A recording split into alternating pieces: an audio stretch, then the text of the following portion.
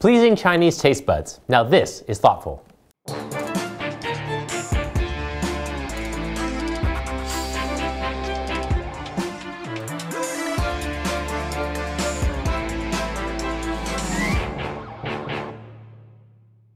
Hello, I'm Trevor Lai in Shanghai. There are few things that matter as much to Chinese consumers as what they eat and drink, which presents a challenge to foreign companies. The need to create flavors for local palates has led to some unusual products, like Lay's potato chips flavored with cucumber or hot and sour fish soup, white fungus or wolfberry oatmeal and blueberry Gatorade. The man responsible for selling one of the largest portfolio of brands in China is our guest today. Richard Li, Chief Marketing Officer for China at PepsiCo, as well as CMO at Tingyi Asahi Beverages. Beyond Pepsi's global rivalry with Coca-Cola, the U.S. company faces increasing pressure from Chinese rivals and changing consumer tastes for local flavors. Many Chinese are starting to look for healthier alternatives in food and drink as well, and social media has allowed them to become discriminating, informed, and vocal consumers. How is Pepsi coping with these challenges? Let's find out. Plus, hear a challenge to the creative industry from one of its marketing leaders. Richard, welcome to our studio. Let's start with your second title, which is a new one. Now, Tingyi is the owner of Beverages, the largest beverage company in China with water, tea, and other juices. But before that, as CMO of PepsiCo, you obviously already managed a very diverse range of brands, from Quaker to Lay's and even Gatorade. How do you manage to now add 17 new brands to your portfolio and still get sleep? Well, I mean, the one thing is like you have to surround yourself with good people. And also you have to learn to do three things.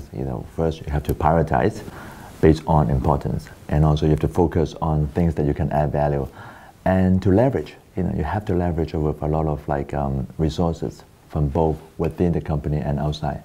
And when you're talking about managing resources, are there learnings that can be shared across both groups, or culturally are they so different? Because obviously Kangsu Fu does a great job with localization, and Pepsi's very international, but are there cross learnings that you can share? Sure, absolutely. PepsiCo runs a lot of global brands, right? As you said, the Tropicana, the Gatorade, and they have been around for a long time. So there's a lot of brand building expertise that we could sort of share with Kangsu Fu. Now, on the other hand, Kangsu Fu, they are really the expert in go-to-market system and manufacturing. They have the best-in-class product innovations, specifically locally relevant product innovations, which we can share with the PepsiCo system as well. So learnings from both sides that help make each other stronger. Absolutely. And you recently made some waves in the advertising industry at the ROI Festival, and basically saying that creative ideas can come from anywhere, which sounded like potentially interpreted as a warning shot to agencies out there. I hope so. So please elaborate more, because really with the creative tools now at the hands of regular consumers, they're able to really directly interface with the brands. Sure. So I know you talk a lot about the 3C approach for agencies to be curators, coordinators, as well as consultants. Absolutely. So, I mean, talk more about how. Well, first of all, I think that the industry or the media world has changed completely. What do I mean by that? So think about the digital portals like the Tencent and the Youku, right? I mean, they really have the kind of capacity and capability to do one-stop shopping for the brands. So for instance, you can brief them about your brand positioning and the needs, and they can come back with the creative idea. And they have the means to produce them and even to place them strategically with the media time and channel, right? So theoretically, a brand can just enlist the support of this Tencent and Youku to do the campaigns for them. Now, you think about this, everyone have the mobile, right? I mean, mobile, everyone use mobile for engagement. And it's so easy to take pictures. And it's so easy to sort of pass around your messages, right? So theoretically, I would say that every single person can be a director, can be a advertising agency even. Now, then come back to the traditional advertising agency. The sort of the creative team basically is proficient in terms of doing most of them, traditional kind of television advertising, right? So they're not so much good in doing the social media, technology. Exactly, right? So you have to go for if you look for the kind of long form of content, whether it's a film or a music and so on, right? You have to go for the experts. So Yes. they just don't know how to do it. So I think the role of the agency have to change to what I call the 3C model, meaning that they have to be the brand consultant, the brand curator, to be actively looking for those kind of artists to help support the content development. And third is to be the brand coordinator, which is like the orchestrator to be managing all the different kind of diverse agency network. Sure, in many ways, using that metaphor, they're like a conductor. So Absolutely. You put together all the pieces, and yet you need someone to kind of conduct and make sure that they're all playing in harmony. And also in terms of the compensation structure, another C, which I didn't talk about, they have to evolve as well. From a fixed retainer fee to more like a flexible structure, Sure. Based on performance. And also, I think they should also explore alternative compensation model, like profit sharing. They can be jointly developing some sort of technology, new technology, or new business model. That's fascinating because, obviously with some experience as well in the agency world, that's an idea that, I've heard tabled before, but hasn't really taken traction, I would say, on a large scale. But now do you think with these new channels, kind of forcing the hand, whether it's video or even Baidu and these other, search engines are one typical channel of reaching consumers as well, and Tmall, becoming another platform that I know you're very familiar with. Sure. So all of these now are in some ways biting at the heels of agency. Do you find they're more receptive to these alternative compensation models and performance-based structures? I think they have to. But I think that we, as the brand companies, also have to sort of like start with this change. I have talked with a lot of creative partners. I like to call it agency creative partners. They said that they also want to change. There's an impetus to change, but unfortunately, it's the brand that said, no, I don't want to change, because there's so many different contingencies, right? I mean, not only the constituents that they have to deal with. It's interesting because I was going to ask next, in terms of as a brand, do you think this leadership is important to actually drive better results for both the agency as well as yourselves? Oh, absolutely. Because in this world, right? I mean, in the world of social media, the brand really have to step up and have a clear point of view, a clear perspective, what the brand is dealing with the consumers and also with the communities. So absolutely, I think the brand have to take the leadership. You cannot delegate to agencies. I really hate the word agencies, because it makes you sound like you are a sort of like real estate agencies or something. Well, and also I think it creates a disconnection because there's not that sense of ownership. When you talk about partnership, that means you're actually intrinsically linked to all the performance levels. If you're an agency, it feels like one day you're here and the next day you're gone. Exactly. Although I would argue that brands perpetuate this as well because they constantly put out, basically the agency relationship to tender, every year. I know. That seems to not really reward, ownership from an agency standpoint. If I'm pouring my heart into this client and next year it goes back up, for tender, I would feel, less inclined to pour my heart and soul into. So they really have to sort of streamline, the sort of operating structure. Now, a lot of these agencies, they become so big, and and they have different, sort of teams to service their clients. And there's no basically one client. You think about, for many of the global brands, you have global groups, the sector groups, or the regional groups, so to say. So no one is really articulating a clear point of view what the brand should be. So I think everything has to be streamlined. Right, and taking that further, once you've found the orchestra and once you have a great conductor, you really still need to play music that the audience wants to hear. And for you, very importantly, youth is an important target. Absolutely. And I've loved how you've incorporated more of a family story as well surrounding that, and bringing happiness home and things like that. But when you talk about youth, how do you position Pepsi's brands for the next generation of youth in China? Well, Pepsi is always about enabling and empowering youth. So I think the one thing that we have to change is that before we were talking about inspiring youth, right? Sort of with the ask for more, the dare for more positioning. Now we have to sort of make sure that they really live for now. And in this new world, it's about providing the tools so that they can really be themselves. Let's take a break. Then we'll be back to hear more from PepsiCo's Richard Lee.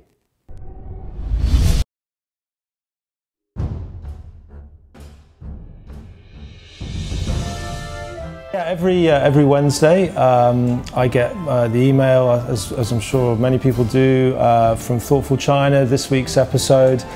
And yeah, I have to say it's one of the emails I look forward to during the week. It's, you know, there's always going to be something provocative, interesting,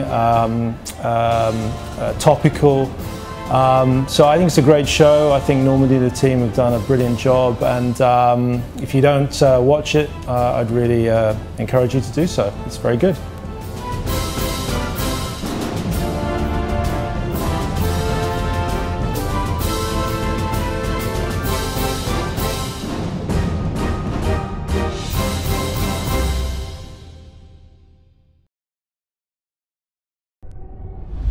Welcome back. Today we're talking with Richard Lee, Chief Marketing Officer for PepsiCo's food and beverage brands in China. And yet I know you personally have an interest in film, and you were also a pioneer in using mega movie stars in China and Hong Kong to connect with the brand and really create more of an entertainment brand rather than simply being seen as a beverage company. So can you talk about how now that's changed with the new entertainment tools that are available and I think the appetite for your consumers to want to consume that media all the time. So whether it's short form content in a serial basis, or perhaps you have some longer ideas and campaigns cooking, perhaps you could share a bit. Well, all I can say, you know, Trevor, is that we have to sort of like change the way that we do marketing, because the world, as I said, you know, is changed. So the major change is that consumers nowadays have more choices. There's a proliferation of choices. I'm talking about entertainment choices, right? I mean, like before, you know, they can go to watch a movie, you know, just like, you know, stay home or watch the TV drama, which they can also watch like, you know, the television commercial. But now there's like a lot of entertainment choices. They can play games, they can sort of like, you know, watch TV show, you know, obviously, but they can watch TV show on the mobile, right? I mean, they're like 3D, you know, like a lot of the three-dimensional, you know, movies, right? I mean, there's so many things that we have to compete with. So I think the key is that it's not about the brand should be developing content. I think the next wave is to think about how you can insert your brand essence into pop culture. Because I don't believe there's like, you know, any brand that can dominate pop culture anymore. Well, and it also allows you to scale much faster if you're able to seed the brand into other content creators and allow them to create the content. Absolutely, absolutely. And have to be a variety. It cannot be just like, you know, one piece of like, you know, pop culture. Right, and I think also you are part of the pioneers in terms of moving away from just pure mega stars. Well, I think it's important because brands do buy through their dollars and through their platforms, allows perhaps more independent artists and more independent, you know, creators to have a platform to speak to a larger audience and not just the mega stars that we all know and love. So can you talk a little bit about health and alternative foods, you know, being an important perhaps growth sector or focus for Pepsi, because obviously there's more awareness of that now. You talked about consumers being more aware and informed in China. Healthy living is going to increasingly be an important area. How are your brands addressing that? Well, health and wellness obviously is a major trend, you know, mega trend, I would say, not just for China, but for, you know, everywhere in the world. So PepsiCo has been very sort of like, you know, focused and committed in driving that with a widened portfolio. So that's why a lot of people think that, oh, we only have Pepsi, but it's not true. We have like Tropicana, we have Quaker, which really put a huge focus on driving new nutrition value. And even on our core products, we are, you know, constantly upgrading them with lower sugar and also lower sodium. So absolutely it's a drive. Now, switching gears for a minute, you joined Pepsi in 1997? Yes. And long time ago. And you took on the VP role in 2001, and as I mentioned, you know, really drove a lot of the campaigns with megastars and entertainment and solidifying that strategy in China. I mean, you've been with the company for so long. What do you see? I'm a dinosaur. Well, fairly young by dinosaur standards, but you know, in terms of looking at the Chinese consumer, what's the biggest change you've seen from, let's say, a beverage consumer in China in '97 compared to today? Well, obviously they have like, you know, talk about this proliferation of choices, right? Before there's like, you know, a few drinks to choose from. Now they have like, you know, drinks from meet your every need and every occasion, you know, so. And looking back over the recent year, is there a particular campaign that you're especially proud of? I'm actually very, very proud of this, like, you know, Bring Happiness Home campaign that you talk about. And the reason is for a few reasons. Like, number one is that it represents the essence and the commitment of PepsiCo to perform in China, with China and for China, right? And the second is about we're developing as a open platform, meaning that not only that we can develop our original branded content, but we can also invite many different partners to join in.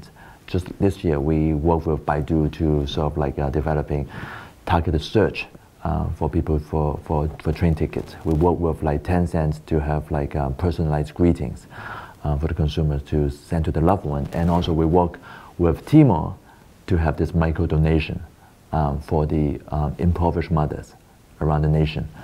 So I'm very proud of that. Now, and finally, I really think that this is an example of what we call performance with purpose, meaning that when we do a campaign, it's not just about driving sales. It's also about making a meaningful impact on the society as well. So I think Bring Happiness Home is doing that, because with the advent of the you know, economic progress, right, a lot of the young people beginning to lose touch with traditional family values. And it's something that we want to remind them that the most important thing is life. It's with family. And the family is not just about your immediate family members. It's also about the community. Well, I think that's a powerful way also to extend your brand's aura, if you will, so that it's beyond simply youth and entertainment and excitement, but I think it's encompassing those family values that are really at the core of this consumer market, you know, hopefully moving forward. So in terms of how you look at your career, you know, a lot of people from the outside would say you've enjoyed tremendous success through, you know, decades now, a couple of decades. And when you look back, is there a particular mistake or a decision that if you could do again, you would change? Well, first of all, I want to correct that. I never think of or imagine in terms of career. I never think about that, to be honest. I've always sort of like, you know, think of what I'm working as a cause, you know, or purpose. So about a purpose of like, you know, making meaningful impact on a society.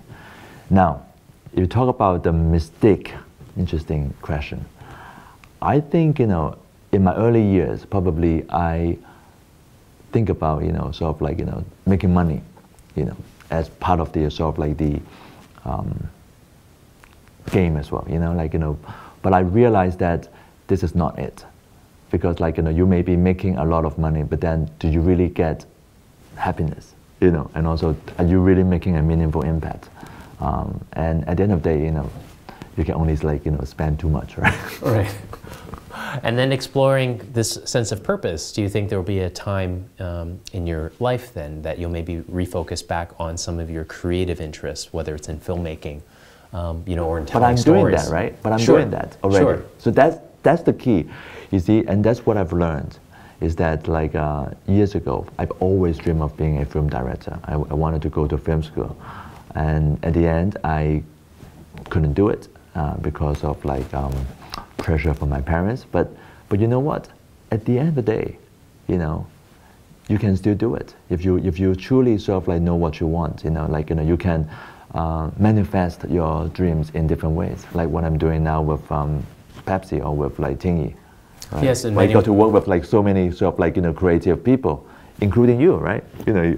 Well, thank you. I mean, it's been a real pleasure speaking with you, and we hope to have you on the show again. Great. Thank you very much. Thanks. That wraps it up for today. Be sure to subscribe to us on Youku, Tudo, and YouTube. You can also follow us on Weibo, WeChat, and Twitter, and join our LinkedIn group. We'll see you again.